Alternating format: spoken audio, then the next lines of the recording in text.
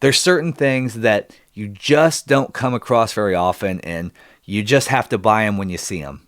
Pretty smart, worth the extra $5. It's one of the greatest toys ever right there. I know. I don't think I'm ready for those yet.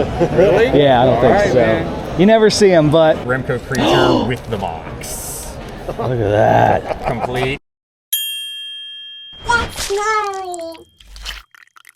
Real quick, before we get into what I think is some top shelf vintage toy yoinking action, I do want to give a quick reminder in case you're new to the channel or in case you don't follow me on any other form of social media, that this weekend, September 14th, 2025, is Hoosier Collecticon 3. It's the completely vintage toy show that my friend Tim and I host here in Greenfield, Indiana at the Hancock County Fairgrounds. Everything that you see packed into 2 huge buildings will be from the 1950s through 1999. So if you're into that sort of thing like we are, then you're gonna love it. For the extreme toy buyers, we're also offering a preview night this time around from 3 to 6 p.m. on Saturday, September 13th, 2025. So if you want to have first crack at some of the craziness that you might encounter, maybe look into that one. I will link the info down below. If you're watching this video after September 14th, 2025, then just keep an ear out, keep an eye out for Hoosier Collecticon 4, which I'm sure we'll be announcing shortly after. Now, with all that being said, my friend James, who just also happens to be a Hoosier Collecticon vendor, he's been hosting a toy show in Columbus, Ohio for many, many years. It's called the Columbus Toy and Game Show, also known as CTS, I think the cool kids call it. Until now, I had never been to this show, and after going this one time, I'm kind of embarrassed to say that because this show was incredible. I found a couple things I've never even seen at a toy show, so needless to say, CTS will perpetually be on my calendar from here on out. If you don't believe me, just go ahead and watch this. Oh, look at this.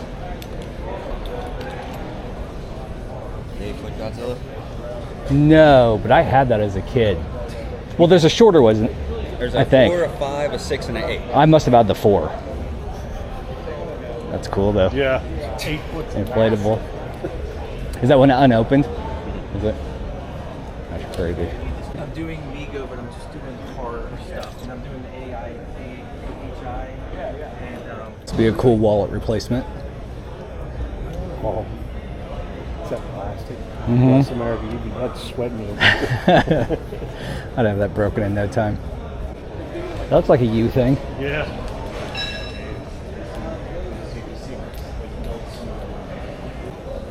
Are you a Dragon and Monsters guy? I have this one. Yeah. Okay. I had both. Oddly enough. Sasha grabbed the other one already this morning, but both complete. Are both complete. He bought one, so that one. Because there's a purple one, and what's the other color? Oh, and then there's so there's the 2 Arco ones, and then Toys and Things okay, remade them, and then yeah, you get like purple and red. That's right.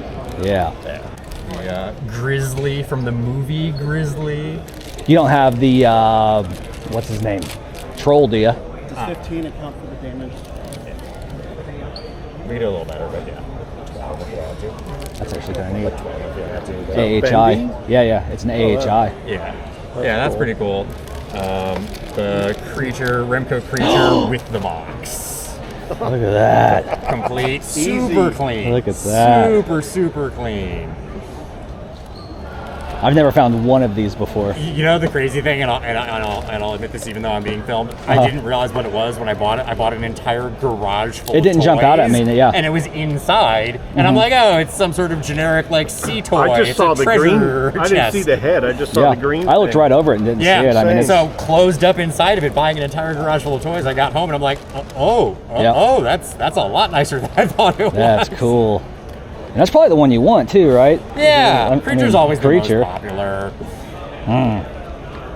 It's Again, early. Just like for the cloth to be in nice shape, for the stickers to be in nice shape. Like so much can go wrong with that. The lid could be broken off. Like monsters at home. I mean, 300. I'm not gonna find that one again. Nice. No, not with a box. Not in that. All right. It's early, but what do you think right there? 350. Sure. Thanks, man. Of course. That's awesome. My friend Troy owns a toy store in the Cleveland, Ohio area called Star Pop Vintage and Modern, and I've never personally had the chance to visit the store, but every time our paths cross at a toy show, I end up buying something pretty crazy from him. In fact, he's the one that initially sparked my fascination with Hasbro Kooky Spookies back at the Toy-Hio Toy Show in October of 2024.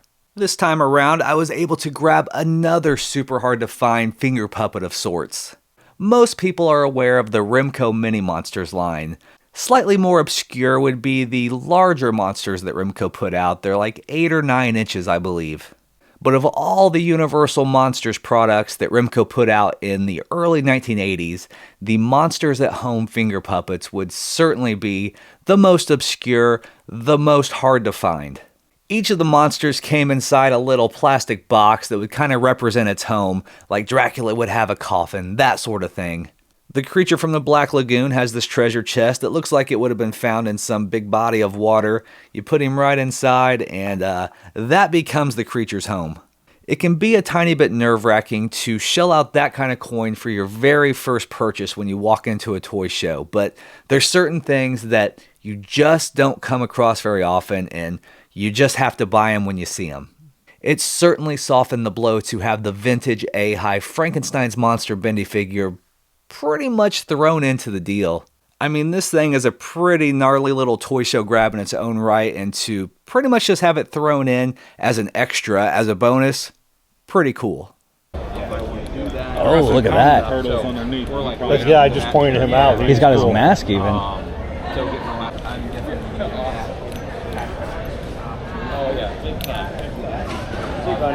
Look at that.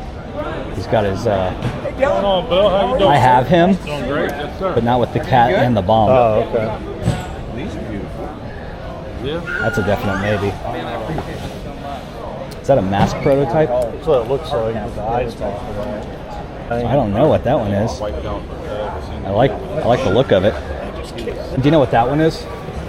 Bill, help me out with that. So That's not a Gulliver. That's not Gulliver. It has a screw in the back. right. So it's South American, essentially bootleg.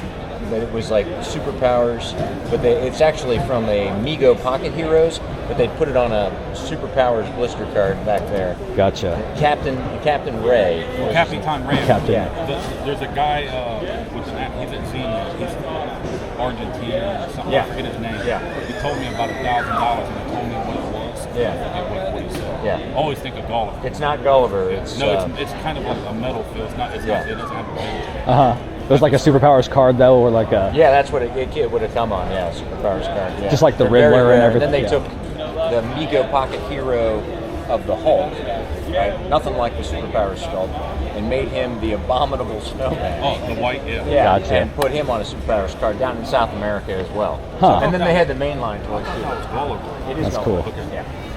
I want to ask about the Kraken. Oh, there's a Tiamat too, Yeah, $3,200. unused. Yeah. You don't see them? Yeah. You don't see them like that.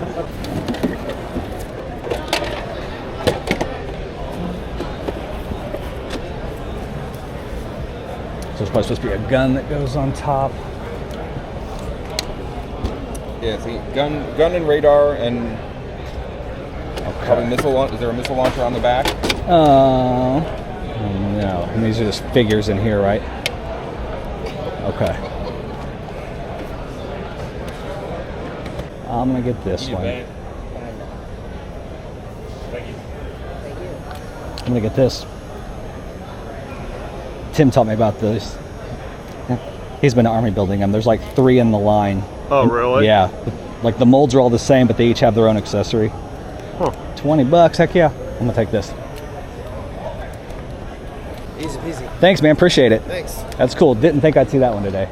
A few months ago, my friend Tim sent me a picture of some figures he had recently acquired, and I was at the same time confused and fascinated. Apparently, these 1986 Arco Sumo Giants were the last toy line created by Arco before they were bought out shortly thereafter.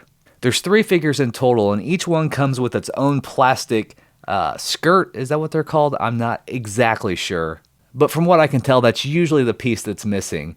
I don't think I've ever seen one of these at a toy show before, but I could be mistaken because I probably would have just thought it was like an LJN WWF figure or something like that. It certainly has that look. It probably wouldn't have caught my attention. But now that I know what they are, I'm on the hunt for the other two. Scoring this one for 20 bucks seems like a really good deal, especially considering that the accessory is unbroken and clean. The figure itself has decent paint. I don't think these are super expensive, super sought after, but being in this condition, it could have been marked slightly higher and I probably still would have paid it. Fortress of Fangs.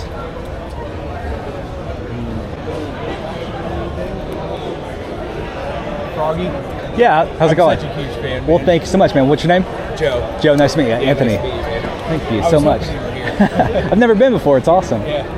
This is our first time having a booth too. Oh, really? Yeah. That's cool. Yeah. It's addicting. Be careful. I know it is. Well, I started collecting because of you. Oh, wow. And then I was like, you know what? I'm starting to mass so much that I might as well give a... It's a whole cycle. It's a never ending, but it's fun. Yeah, it's cool.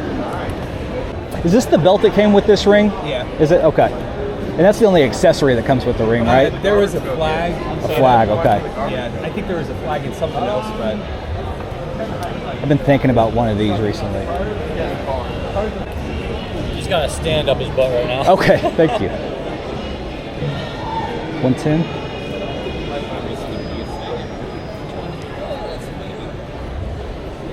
Oh, Mom's in my pocket. It's all right for me, I think. Would you call it 100 even?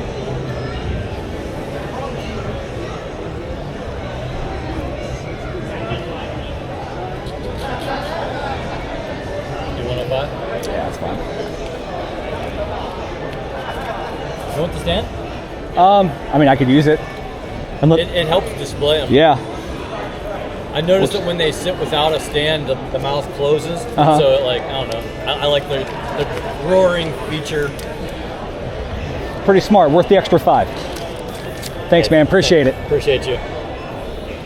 Given my fascination with muscle mutts, you would think I would be all in with Street Sharks by now, but to be honest with you, I've kind of been a holdout. It wasn't until I picked up that mail-away mega talking ripster recently for a giveaway that something kind of sparked in my brain.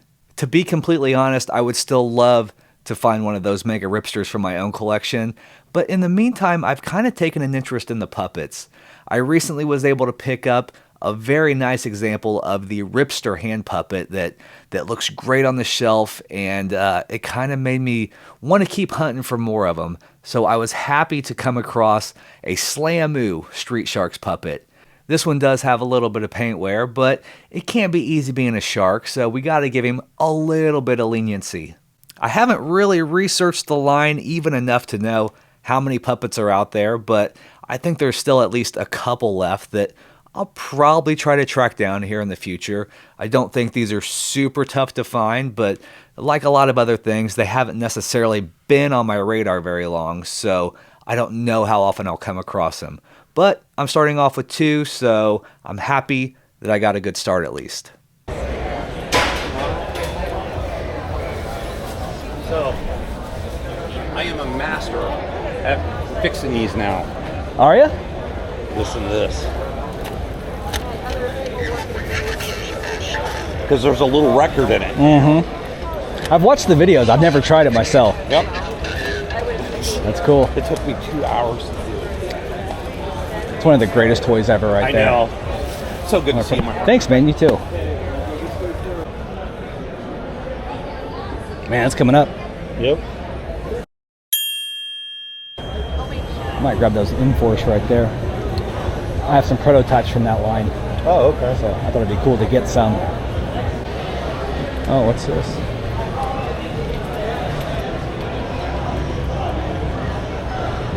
Screaming Freddy model kit.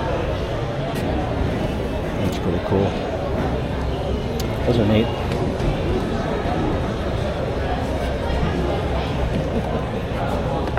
You have any room if I bought both of them? Yeah. Okay, what are you thinking? $70. Perfect, thank you. Those are cool. Anything else you see I'll be willing to do? Okay, let me see. Those for Tim, or you? Oh, look at that. I'm kind of terrified of him, but you don't see him very often. I tested them on this TV right here. Yeah? Time. They all work. What do you have on him? 250 for all of them. That's sick. I was so scared of those as a kid. I don't think I'm ready for those yet. Really? Yeah, I don't think so. Man. You never see them, but I'm sure I'll kick myself. I stopped by the Groovy Addicts booth and picked up a couple vintage model kits, which sounds weird to even say. It's not something I normally pick up, but most model kits aren't this gnarly. My friend Sid Vintage recently posted a picture of one of these 1992 Freddy Krueger Screamin' model kits on Instagram, and I had never seen it before, so I kind of tucked that little nugget away to maybe be on the lookout for it. Didn't know how hard it'd be to track down, didn't know how much it would cost or anything, but I just really liked the look of it. However, it's the Jason Goes to Hell, the Final Friday Screamin' model kit that I think is the really special piece here. Just from the little bit of research I've done, this one does not seem to pop up very often, and when it does, the box doesn't look this nice. The Topps trading card does not seem to be included very often, and all in all, I just think this is a pretty special pickup. I got what I think is a great deal at $70 for the two kits. It was definitely one of those follow your gut, if it feels special, pick it up situations, because, like I said, this one especially just feels special. It's the Batlin belt from Muscle. Black one too. Yeah. Usually the red. Red or green, right? Yeah.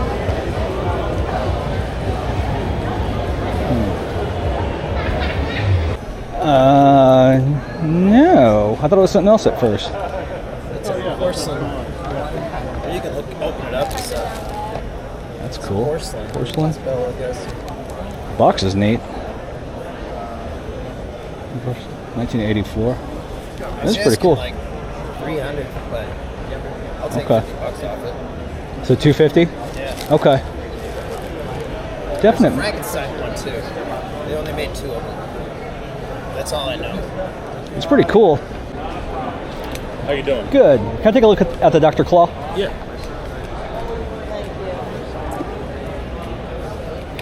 Find a flaw on him, I'd be surprised.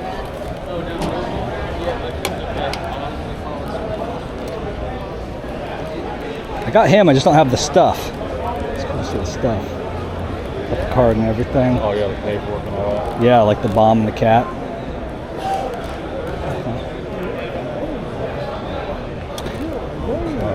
Is that the bottom dollar on it? What would you like to pay? 120? Do 125. Yeah. Thanks, man.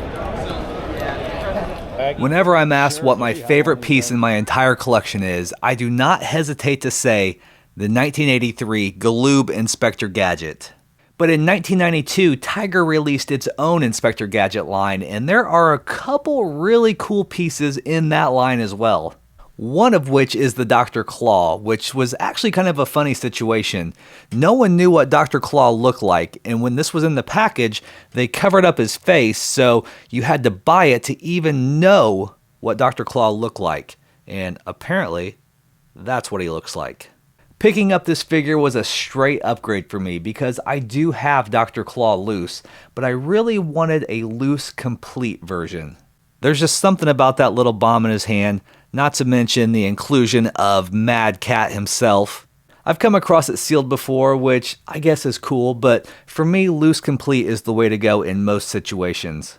And now that the upgrade is complete, there's at least one Dr. Claw that will probably be Hoosier Collecticon bound.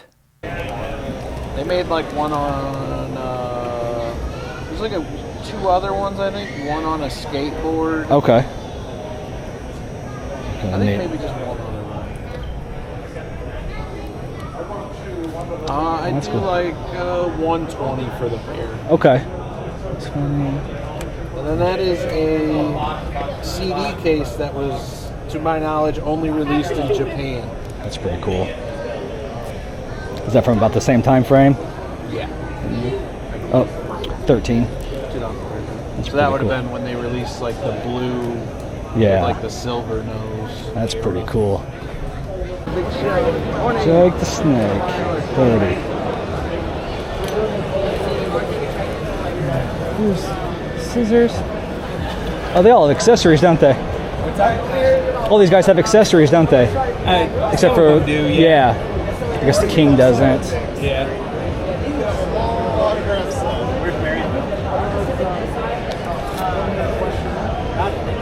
Ropes are good, it's just a flag. What kind of deal you think we could do on all the Hasbro stuff right here? If you wanted to add it up or whatever. Yeah, I guess. I mean, I think I was looking originally for like $250. I sold a couple, so I would do $200. $200 for everything here? Yeah. Except for that guy? Yeah, unless. Yeah, I would do $200 for that. Okay. I'll do that. Okay. Cool. I finished off my morning at CTS with probably my most bizarre buy, and by bizarre, I mean normal, because my taste is generally a little more out there. But lately, I've really had a hankering for a Hasbro WWF ring, as well as a few figures. Jake the Snake Roberts versus the $1 Million Man, Ted DiBiase. Yeah. DiBiase lands $1 million punch. When I kind of thought about what figures I wanted, pretty much all of them were in Series 1. Characters like Brutus the Barber Beefcake and Jake the Snake, Macho Man, Big Boss Man, Crawfordsville, Indiana's own The Ultimate Warrior. A lot of those figures had really cool accessories, and while they're not generally that expensive in most cases, I don't come across them very often with the accessories, especially in any sort of quantity like I saw them here. Over the past few months, I have started stockpiling a few Series 1 figures just in case I was able to come across the ring at some point, and looks like that really worked out pretty well for me. I paid $200 for a pretty nice ring with the belt. The ropes just needed tightened a little bit. It also included 14 figures, 6 of which were from Series 1, and each Series 1 figure that needed an accessory actually came with its accessory. The only thing the ring was missing was the flag, which, I'll be honest, I did something I don't normally do. Got on eBay and ordered one. There was one available. I bought it for $35. So I'm $235 into this, plus however much these were. I think these were $1 at the flea market. This was part of a collection I bought recently, the Macho Man.